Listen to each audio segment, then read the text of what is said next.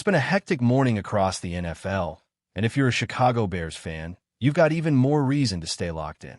The front office is making moves, some expected, others raising a few eyebrows. And with the final 53-man roster deadline rapidly approaching, we're watching the roster shake out in real time.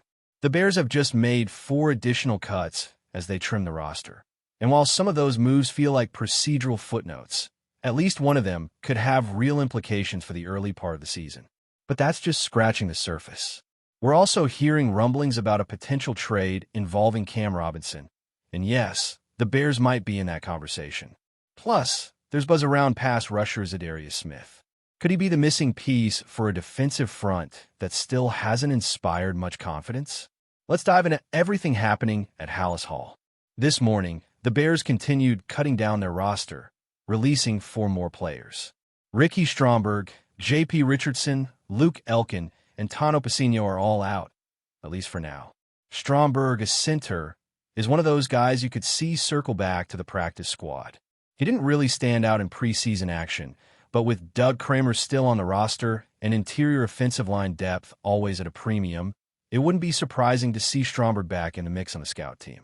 J.P. Richardson had some early camp flashes and offers return game upside, but as the wide receiver competition heated up, he fell behind. Still, his route running in the slot was intriguing, and he could be a name to watch when the practice squad is finalized. Then there's Luke Elkin, the undrafted long snapper. That move essentially confirms that Scott Daly has locked up the job, which was expected but is now official. But the name that really stands out here is Tano Pasino. This one turns a few heads. He's a veteran with starting experience, and plenty of folks had him penciled into their 53-man projections. So why was he cut? Well, this could be a classic case of roster gymnastics. He's a vested veteran, which means he doesn't have to go through waivers. That gives the Bears some flexibility. Let's say they want to stash someone like Austin Booker on short-term injured reserve, or even another player if they run into injury issues. You only get 2 short-term IR slots, so if they want to juggle that, Pasino is a player they could cut and re-sign after the roster is finalized. It's a common move across the league. Cut a vested vet, make your IR move, then bring the vet back. And make no mistake, Pasino could still have a role on this team once the dust settles. He knows Dennis Allen's system, has been productive in spot duty, and with Chicago's edge depth still in flux, his experience could be valuable early on. One scenario that makes a lot of sense: Austin Booker lands on short-term IR, and Pasino gets elevated for the first couple of weeks until Booker returns. The Bears are playing the long game with the back end of this roster, and that means making tough and sometimes temporary decisions. Back to J.P. Richardson for a second. He's one of those bubble guys that makes you pause. He's got return skills, showed some flash in the early practices, but when the lights came on in preseason, other guys stepped up. The Bears' receiver room is deeper than it's been in years, and that made it tough for Richardson to stand out late. But a player with his skill set, agile, shifty, smart in the slot, you'd like to keep around if possible. The practice squad could be his path. Let's also run through the bigger picture. With these latest moves, Chicago now sits at 22 total cuts. That's more than halfway to the final number, which means the next few hours are going to be crucial. Some players may stick around for the last practice before the deadline, which is scheduled for 1:00 p.m., but expect another wave of cuts leading right up to the 3:00 p.m. deadline. Don't be surprised if the front office waits until the last minute on a couple of key decisions, especially if they're still working the phones on potential trades. And speaking of trades, the Cam Robinson rumor is heating up. Last week, we mentioned the possibility of the Texans shopping him, and now it looks like that's exactly what's happening. Reports out of Houston say the team is fielding trade calls for Robinson, and with Irani Ursary reportedly taking hold of the starting left tackle job there, Robinson has become expendable. For the Bears, who still have question marks at left tackle, this is a development worth watching very closely. Let's just be honest here. The Bears haven't locked in that left tackle spot. Braxton Jones has shown flashes, but also has struggled with consistency, especially in pass protection. Cam Robinson, while not an elite tackle, is solid in pass pro and would bring veteran stability to the blind side. He's not dominant in the run game, And that's worth noting, especially given the Bears' focus on establishing the run. But when your offensive coordinator is on record saying he wants tackles who can hold up one-on-one in pass protection, a guy like Robinson fits that bill. He's got flaws, sure, but he's better than some of what the Bears currently have. Now, the money side of this is interesting too. Because of the structure of Robinson's contract, a team trading for him would only owe about $3.75 million this year. That's a very manageable cap hit for a starting caliber left tackle. The Jaguars paid the big signing bonus, so from a financial standpoint, this move would make a lot of sense. It's more about the price in terms of draft capital. What would it cost to get him? If you look back, the Vikings acquired him last season for a conditional 5th-round pick, and that was during the season when desperation levels are higher. That tells us the market for him isn't going to be crazy. If I'm the Bears and I can get Cam Robinson for a 5th-rounder, I'm doing that. I'm not giving up a 4th, and certainly not a day 2 pick. But a 5th? That's the kind of swing you take if you think you're close to contention or if you just want to solidify the most important spot on your offensive line. One last point on this. If you bring in Cam Robinson, it's got to be with the mindset that he's the starter. This can't be another, let's see what we have competition. You're not trading for him to create more confusion. You're trading for him to lock down the blind side. Otherwise, what's the point? Now, let's pivot to Zadarius Smith. Reports are flying around this morning that multiple contending teams have reached out about the veteran edge rusher. And while the Bears weren't specifically named, you have to wonder if they're in the mix. Smith is coming off a 9-sack season and still has juice off the edge. Chicago's pass rush, meanwhile, has been underwhelming throughout camp and preseason. And that might be putting it kindly. Let's be real, the pass rush just hasn't shown up. Yannick Ngakoue, who got $48 million in free agency, has been quiet, like almost invisible.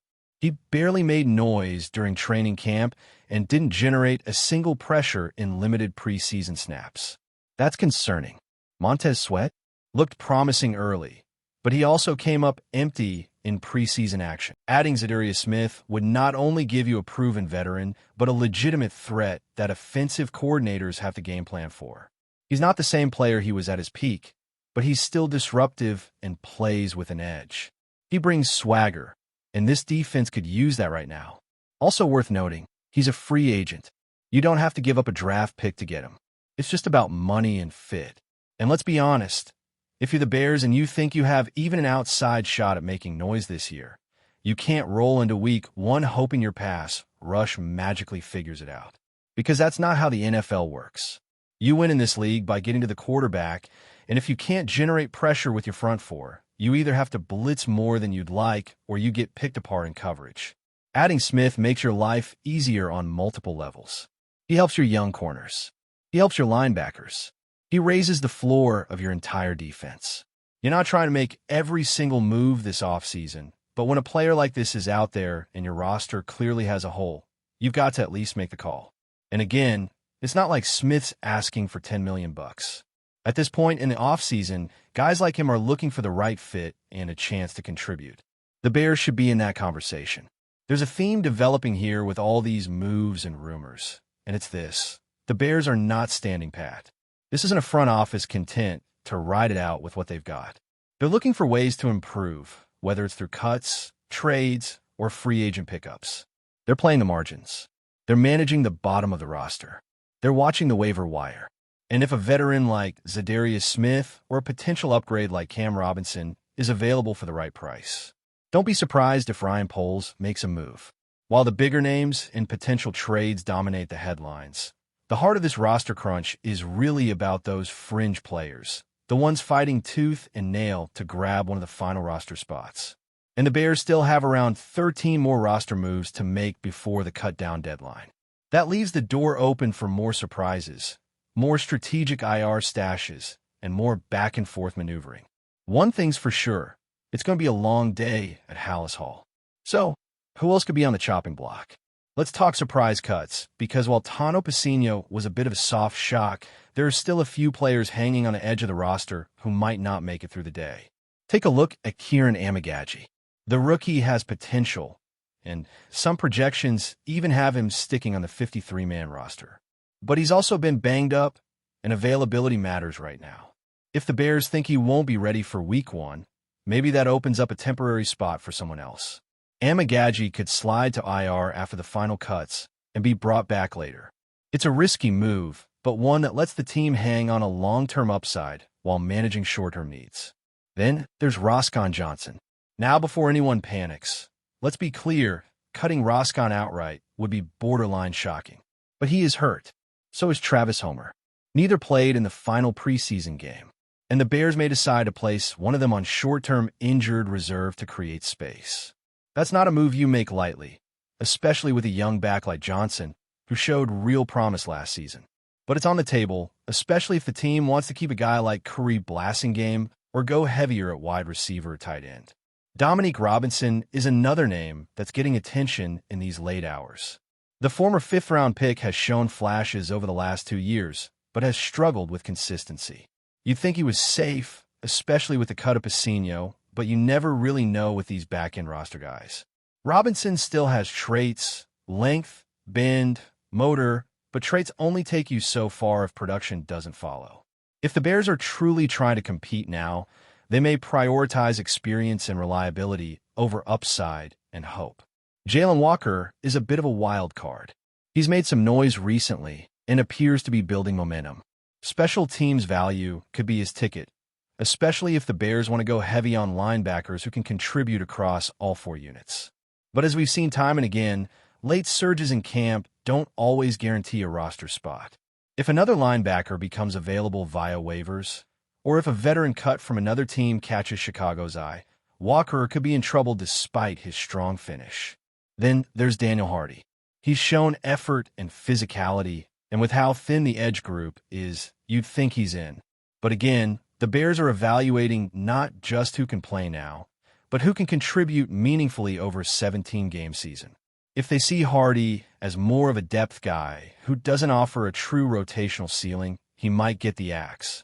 He could clear waivers and land back on the practice squad. But if another team likes what he put on tape, that's a gamble. Another name to watch?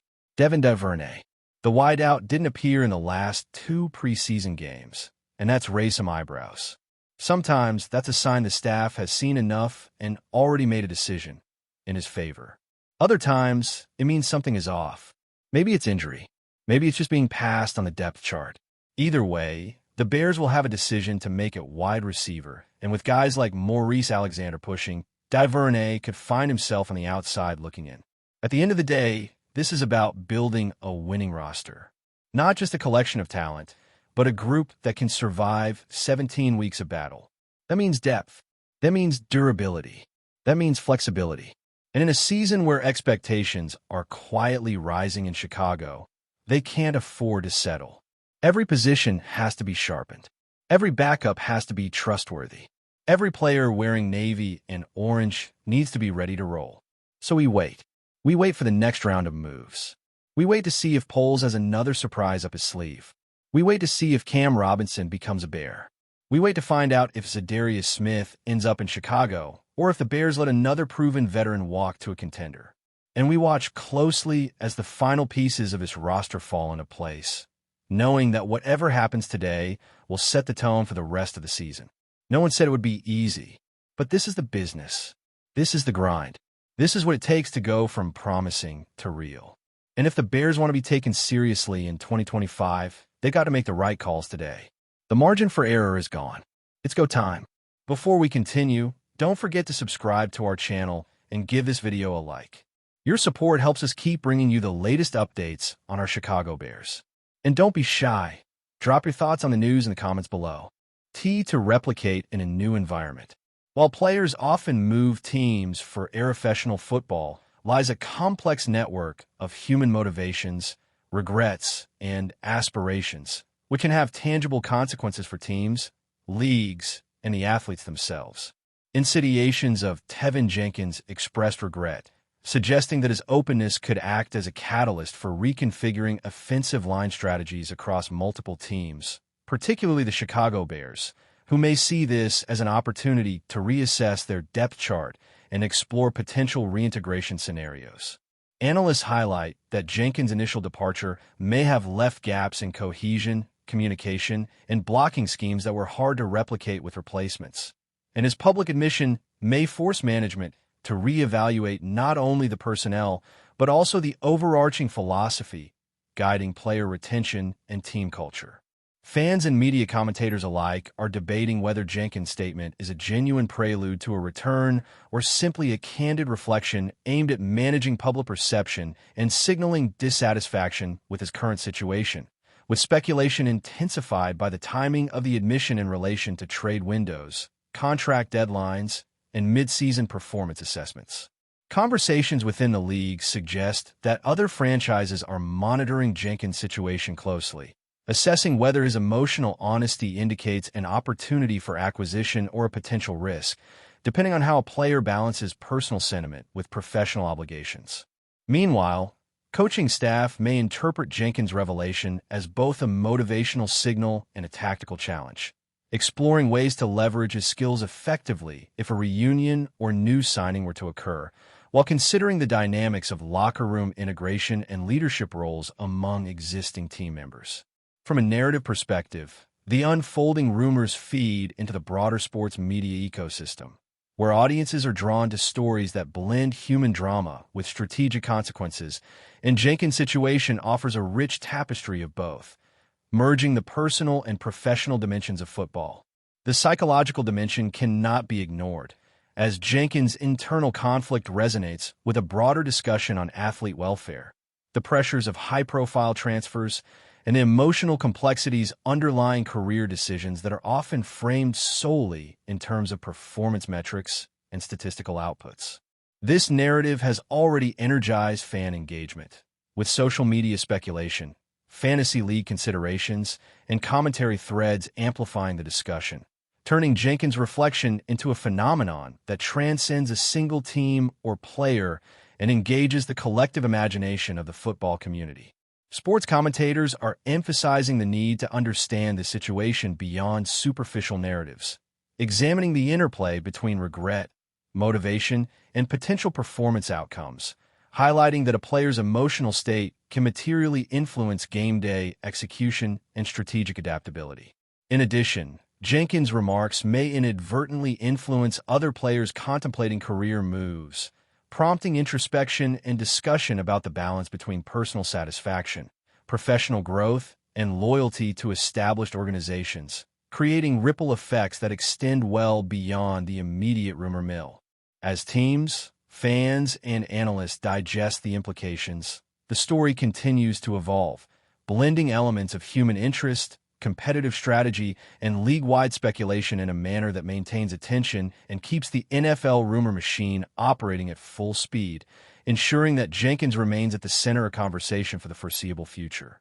The ongoing discussion surrounding Tevin Jenkins' admission of regret regarding his departure from the Chicago Bears reflects a layered narrative that intertwines professional football strategy, emotional decision-making, and the unpredictable nature of rumor propagation in modern sports media. Observers note that Jenkins' situation provides a case study in how a single player's personal reflections can cascade through an entire league ecosystem, affecting not only team evaluations and potential trades, but also influencing coaching considerations, media framing, and fan engagement strategies. Analysts emphasize that the Bears, in particular, are uniquely positioned in this scenario, as Jenkins' prior integration into the team provided a combination of technical skill, cultural alignment, and leadership potential that may now be evaluated through a lens of both performance optimization and emotional reconnection, raising questions about whether the franchise would consider reacquisition and under what terms. Meanwhile, rival franchises are reportedly weighing the implications of Jenkins' statements, pondering whether his candidness signals an opportunity to capitalize on a potentially unsettled player or a cautionary tale about integrating athletes whose attachment to previous teams might impact focus and adaptability. Media platforms are abuzz with speculation, ranging from calculated analysis of offensive line deficiencies and player impact to more emotive narratives that frame Jenkins as a relatable figure grappling with the universal theme of regret, transforming him from a statistical contributor into a focal point of storytelling that transcends the traditional bounds of sports coverage. Fans, particularly those invested in the Bears, are actively engaging with the narrative, debating potential outcomes, expressing hope for a return, or questioning whether the emotional appeal can translate into tangible performance outcomes, thereby creating a feedback loop that influences media reporting, player sentiment, and team strategy simultaneously. Additionally, commentators point out that Jenkins' admission highlights broader considerations in professional sports regarding the interplay between loyalty, career advancement, and personal fulfillment, suggesting that the emotional dimensions of athlete decisions may warrant greater attention in team management and public discourse. The ripple effect is amplified by social media dynamics, where every statement, interview snippet, and rumor is dissected, amplified, and reinterpreted, effectively turning Jenkins' personal reflection into a multi-layered narrative that engages stakeholders at multiple levels, from executive decision-makers and coaching staff to journalists, fans, and fellow athletes. Strategic considerations, psychological factors, and media implications converge in this case, making Jenkins' admission a fascinating study in the interconnected nature of modern professional sports, where emotion, performance, and public perception are inseparably intertwined, and where a single candid revelation can catalyze a complex series of reactions that span the league, influence team planning, and reshape fan expectations. As the story continues to unfold, the layers of speculation, analysis, and rumors surrounding Jenkins' regret will likely deepen, offering insights not only into his personal journey, but also into the broader cultural and strategic frameworks that govern professional football today. That's it for this update. If you enjoyed the video and want to stay updated with exclusive news about our Chicago Bears, be sure to subscribe to our channel and hit that like button. We can't wait to hear your thoughts in the comments. See you in the next video. Tevin Jenkins has recently sent shockwaves through the NFL community with his candid admission of regretting his decision to leave the Chicago Bears, a revelation that is already stirring whispers and speculation across the league. Jenkins, known for his robust presence on the offensive line and his ability to dominate in the trenches, has been at the center of discussions since he made the surprising move away from the Bears, a franchise where he had built a significant part of his identity and career momentum. Insiders suggest that his departure, initially seen as a strategic career choice, may have been fueled by a mix of financial incentives, team dynamics, and the allure of exploring new opportunities. But the reality of leaving a familiar environment seems to have hit him harder than anticipated. Sources close to the player hint that Jenkins has been reflecting on the camaraderie, coaching consistency, and fan support he enjoyed in Chicago, and these reflections have grown louder in recent interviews and off-the-record comments.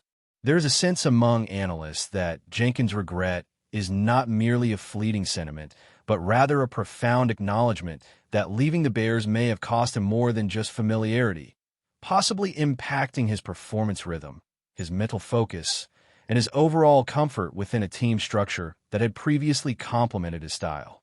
Conversations around the league suggest that players who knew Jenkins personally were not entirely surprised, as his attachment to the Bears was evident in numerous interactions, interviews, and social media posts during his tenure, signaling a deep-rooted connection that extends beyond the professional sphere into emotional loyalty and community ties.